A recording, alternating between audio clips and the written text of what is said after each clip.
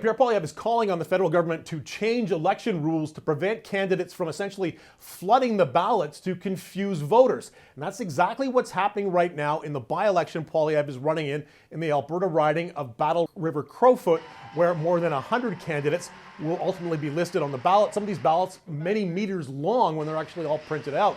And it's the same thing that happened during the federal election when a group calling itself the Long Ballot Committee was behind about 85 candidates who ran in Poilievre's Ottawa area riding of Carleton, which of course he lost to the Liberal candidate Bruce Fanjoy.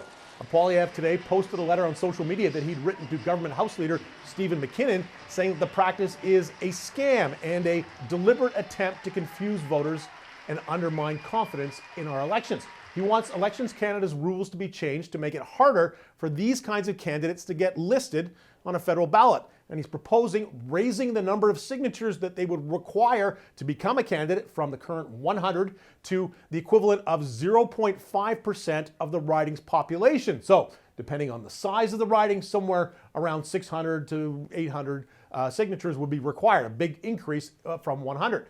And he says each person signing should be required to be limited to endorsing only that candidate and not others. Now, it's worth noting Poilievre did not raise any concerns about the same issue when the same group, the Long Ballot Committee, filled the ballots in two by-elections last year, one in Toronto, St. Paul, the other in La Salle-Lamar, Verdun in the Montreal area. Liberals lost both those by-elections.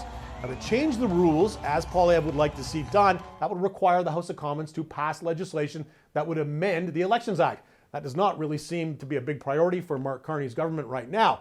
Even if it were, there is no chance of that happening before the August 18th by-election, which Poilievre is still likely to win regardless of how many other candidates are listed on that ballot.